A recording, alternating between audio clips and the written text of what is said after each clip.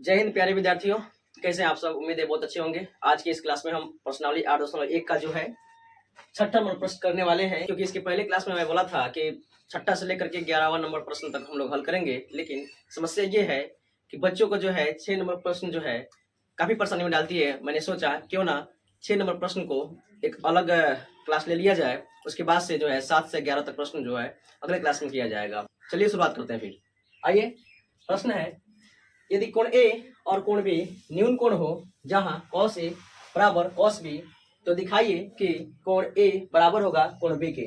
ध्यान से समझिएगा। यहाँ पे मैंने बहुत पहले बोल चुका था, फर्स्ट क्लास में ही बताया था कि क्वेश्चन बनाने से पहले जो है हमें क्वेश्चन को समझनी है बढ़िया से, एकदम बढ़िया समझनी है, क्योंकि कोण ए और कोण बी न्यून कोण है। इसमें लिखेंगे हल,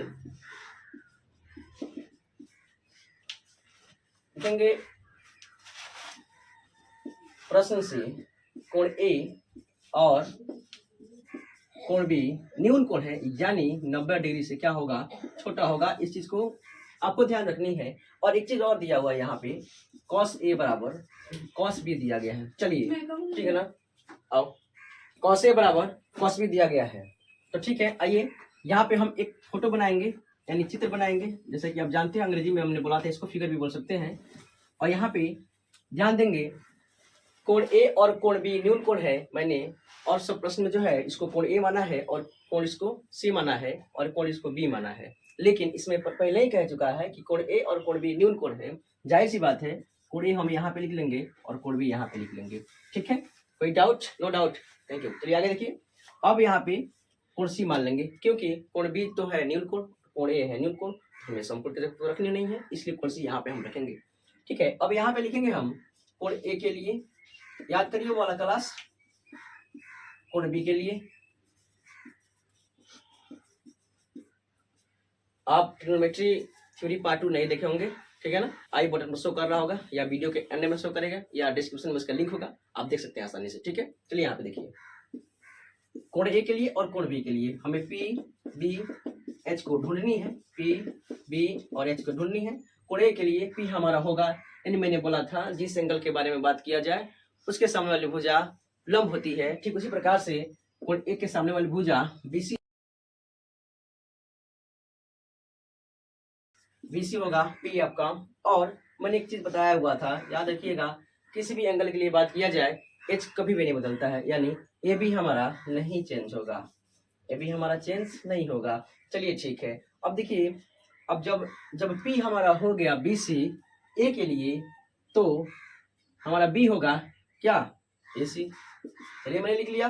ठीक उसी प्रकार से कोण बी के लिए हमको पी ढूंढनी है, तो एसी हो जाएगा, बी हो जाएगा हमारा बीसी। हमने आसानी से कोण ए और कोण बी के लिए पी बी एच को ढूंढ लिया है। ठीक, अब आइए यहाँ पे हम लिखते हैं पुनः प्रश्न से हमें दिखानी है कि हमें दिखानी है कोण ए बराबर कोण बी। हम लेंगे, चूंकि cos ए बराबर cos बी। आइए यहाँ पे आप जानते हैं cos थीटा बराबर b बटा एच, cos थीटा बराबर b बटा एच। ध्यान दीजिएगा, कोण ए के लिए हमारा, कोण ए के लिए b कौन सा है, ए सी, मैंने लिखा ए सी, और h कौन सा है, ए बी, मैंने लिखा ए बी। कोई दिक्कत नहीं है ना, गुड। देखिए कोण बी के लिए हमारा b होगा बी सी बराबर बटा और h होगा हमारा ए बी। ध्यान से देखिएगा मैं ये क्या कर रहा हूँ। अब जो है यहाँ पे मैं करूंगा तिर्यक गुना। प्यारे विद्यार्थियों, नहीं दिख रहा होगा, चलिए इधर आ जाते हैं। यहाँ पे मैं यहाँ पे एरो कर दिया, आप समझ सकते हैं।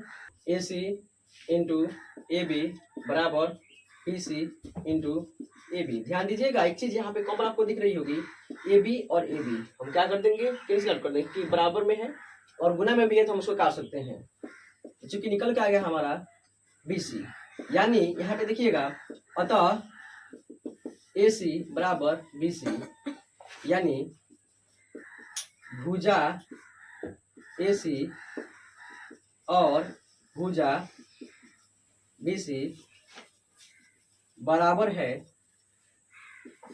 इसीलिए हम कह सकते हैं कि